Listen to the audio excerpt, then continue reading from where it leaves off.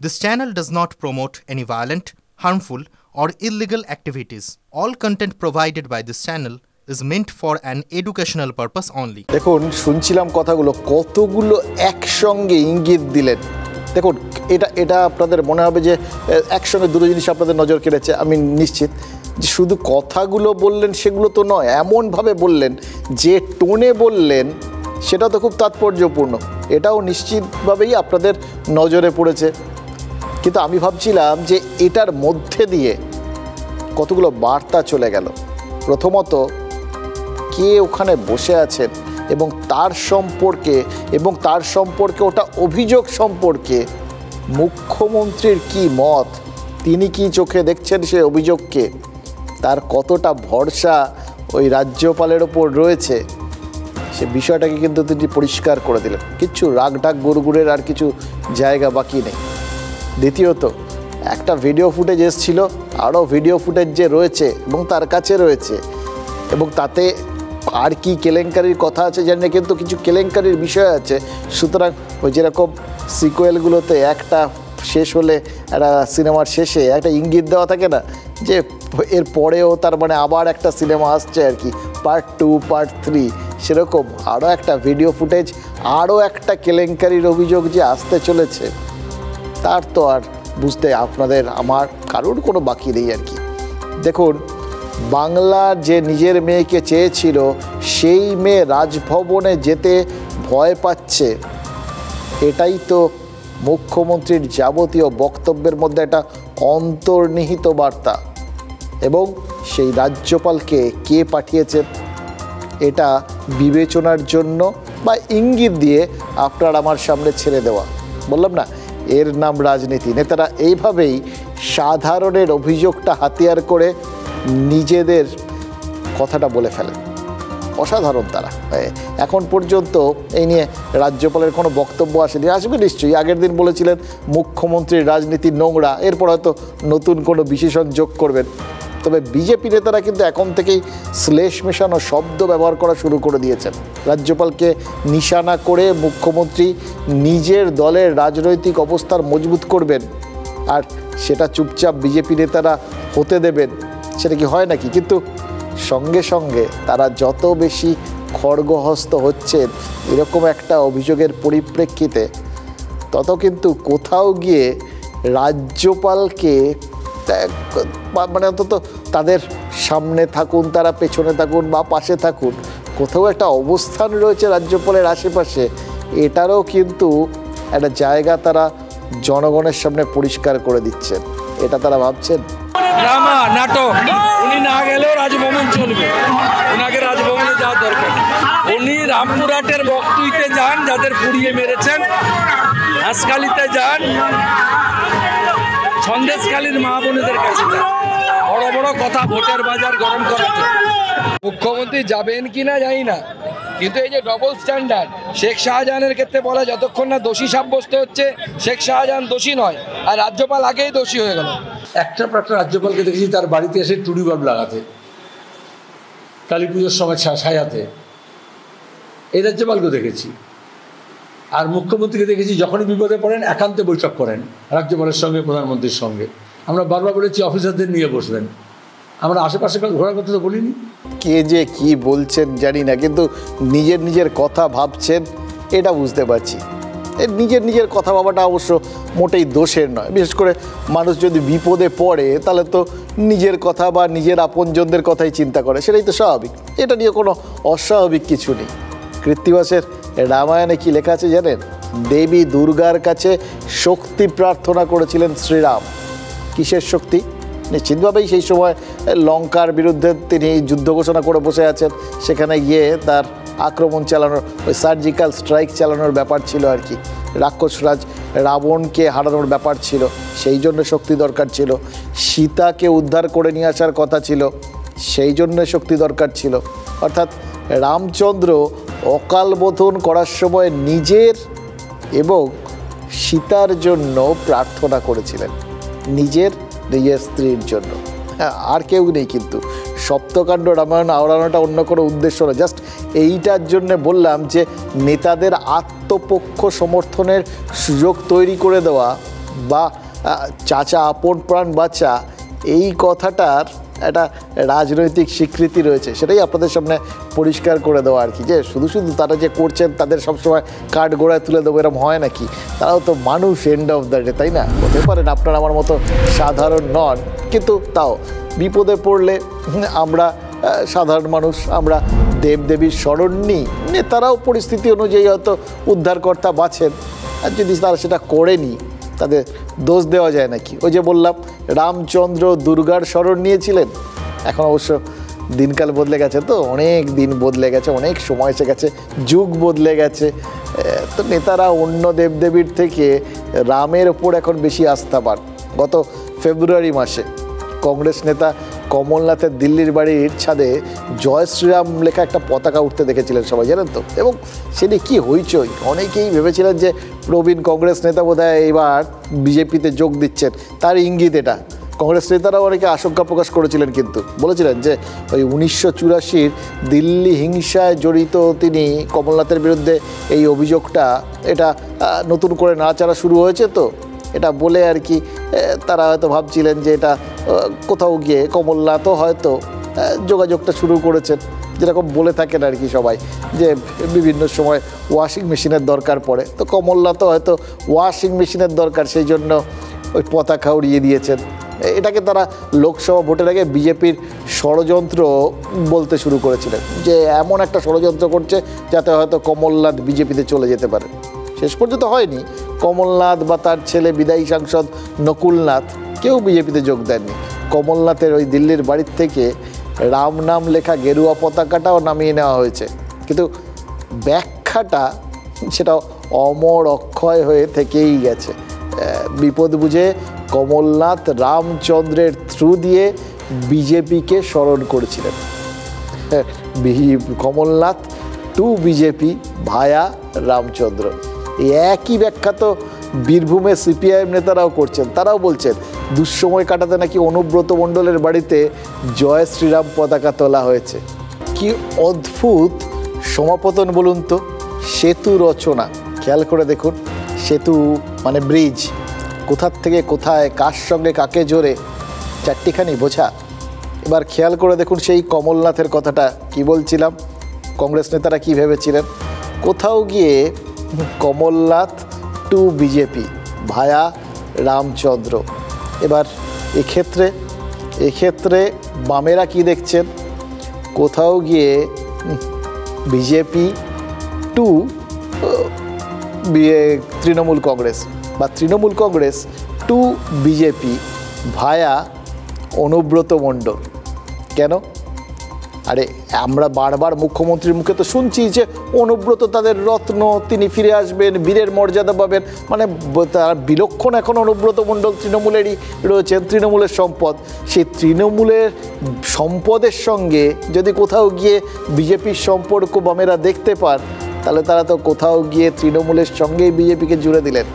আগামী সোমবার তৃতীয় দফার ভোট, তার আগে এই সেটিং তত্ত্বকে ফের হাতিয়ার হিসেবে ব্যবহার করার চেষ্টা হলো কি? দেখুন, এমনিতে এই ব্যবহার করার চেষ্টাটা বহুদিন ধরে হচ্ছে, বহুবার হয়েছে, আর অতি ব্যবহারে এটাও আমরা জানি যে কোনো অস্ত্রই ভোঁতা হয়ে যায়, তখন তাতে নতুন করে ধার দিতে হয়।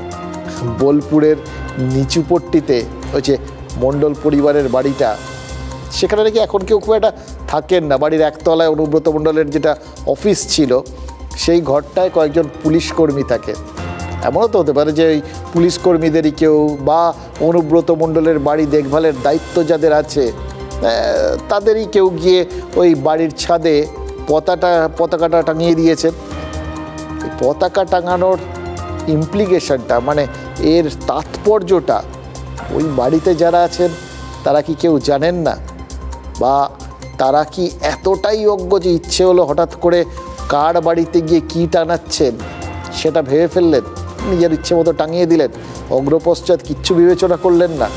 দেখুন, সিপিআইএম নেতারা এই সব সম্ভাবনাগুলোকে খতিয়ে দেখেছেন। তো এই প্রশ্নের উত্তর খুঁজতে অবশ্য তারাই আমাদের সাহায্য করেছেন। বামেদের যুক্তি হচ্ছে, যেভাবে বীরভূমে ভোট প্রচারে গিয়ে বারবার মুখ্যমন্ত্রী বলছেন যে লোকসভা ভোটের রেজাল্ট বেরোনোর পরেই অনুব্রত মণ্ডল জেল থেকে ছাড়া পাবেন, জেলায় ফিরে আসবেন।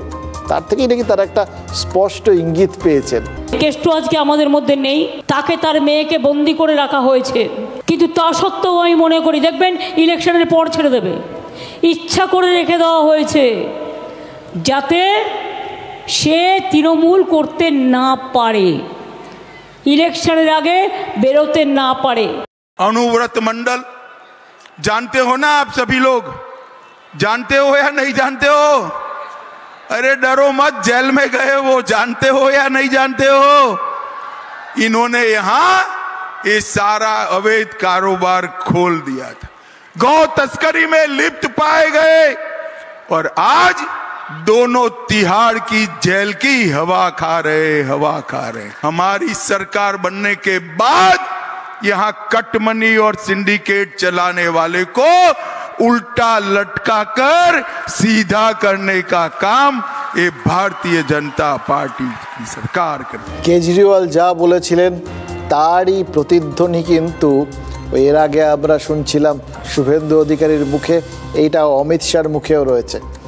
সরকার গঠনের পর তারা কি করবেন, এই দুর্নীতির বিরুদ্ধে আরও কঠিন পদক্ষেপ নেবেন, আরও শক্তপোক্ত পদক্ষেপ নেবেন, ঠিক যেরকম অনুব্রত মণ্ডলের বিরুদ্ধে নিয়েছেন। এবার মুশকিল হচ্ছে বামেরা মমতা বন্দ্যোপাধ্যায়ের কথাটায় গুরুত্ব দিচ্ছেন, কিন্তু অমিত শাহের কথাটায় তত গুরুত্ব দিচ্ছেন না। অনুব্রত মণ্ডল জেলে আছে, বিচার হবে, এ কথা বলার পরেও হয়তো কেন্দ্রীয় স্বরাষ্ট্রমন্ত্রী বামেদের আস্থাটা না ঠিক অর্জন করতে পারেনি। জানেন তো, অনুব্রত মণ্ডলের বাড়ির ছাদে ওই জয় শ্রীরাম লেখা পতাকাটাকে তারা সেটিং দোষে দুষ্ট বলেই একদম মনের মধ্যে একদম গেঁথে নিয়ে বসে আছেন। আচ্ছা, জয় শ্রীরাম লেখা পতাকা ওড়ানো বা জয় শ্রীরাম বলাটা কি দোষের? এই সংশয় কাটাতে অনুব্রত মণ্ডলের মানধাতার আমলের একটা কথা আপনাদের শোনাই, এটা আপনাদের সাহায্য করলেও করতে পারে। এই মানধাতা বলতে গিয়ে মনে পড়লো, জানেন তো মানধাতা কে ছিলেন? মানধাতা কে ছিলেন জানেন? সেই মানে সূর্যবংশের যিনি যুবরাজ শ্রীরাম, তার পূর্বপুরুষ ছিলেন মানধাতা। অতএব বামেদের রাম নিয়ে সংশয় কাটাতে অনুব্রত মণ্ডলের মানধাতার আমলের কথা আপনাদের আজ শোনাতেই পারি। মমতা ব্যানার্জিকে ডেকে অপমান করার কোনো অধিকার নয়। মিটিংটা ছিল সরকারি, সেখানে বলা হয়েছে জয় শ্রীরাম। জয় শ্রীরাম বলা অন্যায় নয়, কিন্তু কেন ওই মিটিং এ বলবে বাংলার সংস্কৃতি তুমি জানো না, বাংলার ইতিহাস তুমি জানো না?